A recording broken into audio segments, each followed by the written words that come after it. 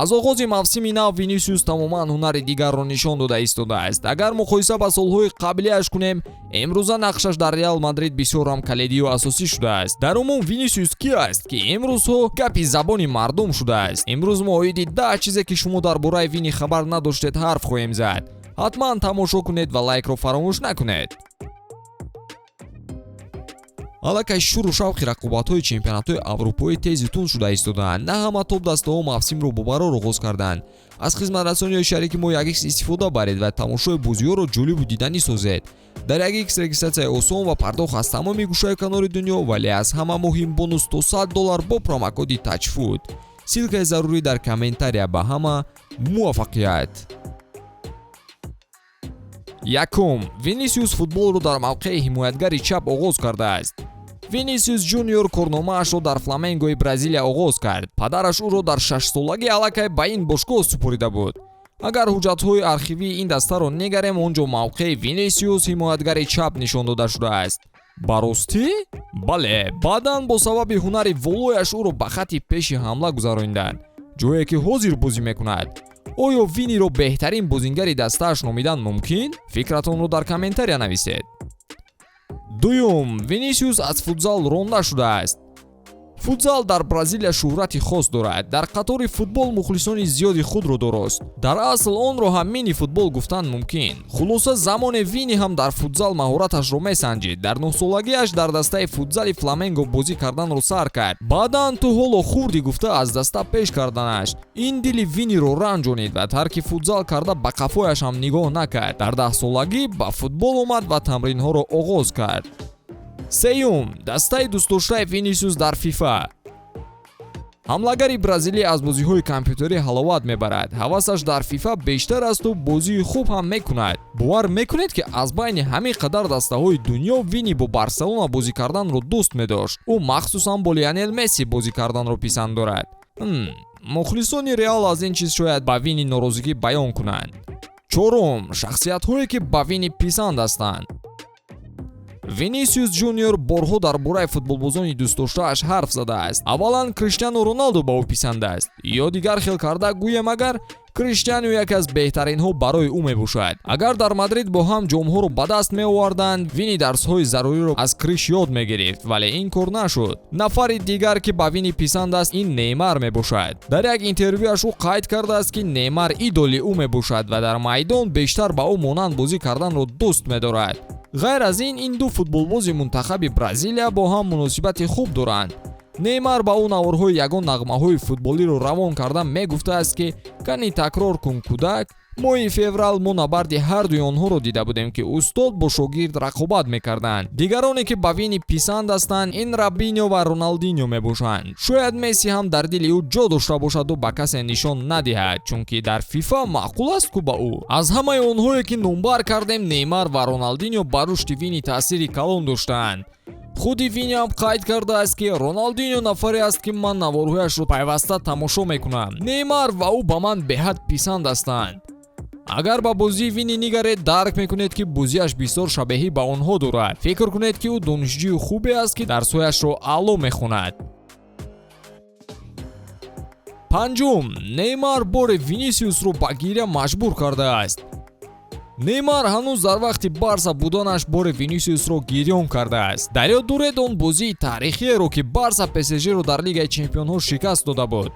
ана ҳамон бозӣ ва махсусан Неймар сабаб шуд ки Вини гирья кунад. шояд шумо фикр мекунед ки Винисиус ҳамчун Реал дӯстдор барои муваффақияти Барса гирья кард. не, барои он набуд. Вини барои ҳунари зебои футболӣ, камбек ва махсусан барои идоли худ гирья карда буд. сабаби асосияшро мехоҳед фаҳмед? ба диққат тамошо кунед.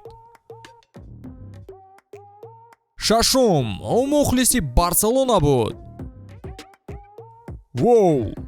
хабаре ки касе интизораш набуд. чӣ хел одаме ки мухлиси Барселона аст дар 18-солагӣ ситораи Реал Мадрид мешудааст? Андрей Кури, собиқ скаути Барселона, қайд кардааст ки Вини наздик ба гузариш ба Барселона буд.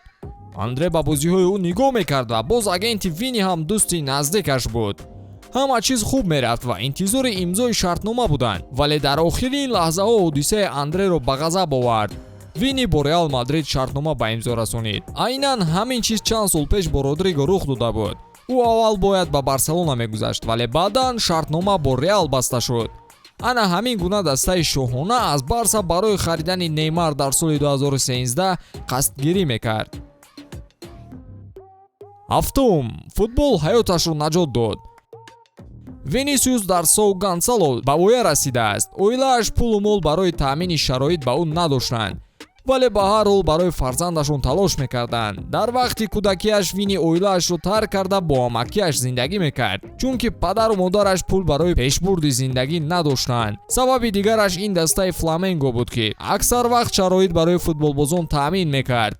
ана дар соли 2018 бошад даста кӯмак кард то Вини ба осонӣ ба Аврупо гузарад. Хулоса аз зиндагии сахти бразилӣ айни ҳол Вини 5 миллион евро дар як сол ба даст меораду дар яке аз дастаҳои беҳтарини ҷаҳон бозӣ мекунад. Футбол дар ҳақиқат ҳаёти Виниро иваз кард. ҳаштум, гаронарзиштарин байни ҷавонон. соли 2018 дастаи Реал Мадрид ба қароре омад, ки Винисиусро бо маблағи 46 миллион евро ба Мадрид дорад. Шартнома аслан моҳи майи соли 2017 имзо шуда буд, вале бояд то соли 2018 интизор мешуданд.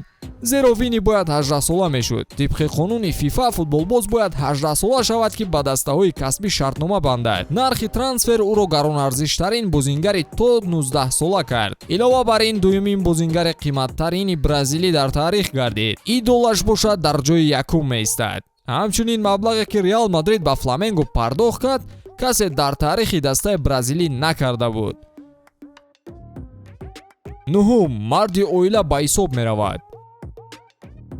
Вини 21 сол дорад ва аллакай соҳиби 2 фарзанд аст. Фарзанди калонияш имсол 4 сола мешавад. Ин акси ҷашни зодрӯзи бачааш дар соли 2019 мебошад. Оилаашро дӯст медорад ва хуб нигоҳбинашон мекунаду аз дигарон дур нигоҳ медорад. номи фарзандон ва муносибати оилавиаш махфӣ мебошанду касе хабар надорад. бархе хабарҳо баромаданд, ки гӯё Вини бо модели Instagram Мария Ҷулия мазали робита дошта бошад, вале касе инро тасдиқ накардааст. ягона мувофиқат ин аксҳои Instagramашон буд, ки дар як мавқеъ гирифта шуда буданд. даҳум, ӯ ба Криштиану тақлид мекунад. Криштиану вақте ки Вини ба Реал омад тарки даста кард, вале Роналду дар карьераи Вини таъсири худро расонидааст. он маблағи калоне ки барои харидани Вини сарф шуда буд, дар аввал касеро бозиаш қаноатманд накард. бале таланти хуб дошт, суръати гузаришҳои зебо дошт, вале дар охири ҳамла кораш ҳеҷ омад намекарданд. на паси хуб дода метавонист, на зарбаи дақиқ мезад. хулоса бисёриҳо аз бозиаш дар ғазаб буданд. кор то ҷое безеб шуда буд, ки Бензема боре ба Менди ишораи дигар пас надодан ба Виниро мекард. ана дар соли 2020 вақти пандемия Вини ба қароре омад, ки болои худ кор кунад. дар толори хонааш соатҳо ҳар рӯз машқ мекард. ҳатто мураббии шахсӣ гирифт, ки тамоми вақт ҳамроҳаш буд. илова бар ин ӯ рӯйхати хӯрокҳои Криштианоро ба худ гирифта онро сахт риоя мекард. ғизои солим мехӯрду аз сабзавоту мевагӣ бештар истифода мебурд. ҳама талошаш натиҷа доданду ҳоло ӯ ба нафари калидии дастааш табдил ёфтааст. фарқ надорад шумо мухлиси кадом дастаед. ба шумо бозии Вини маъқул аст? дар комментария фикратонро оиди он нависеду лайкро фаромӯш насозед. ба ҳамин тамом, хайр дӯстон.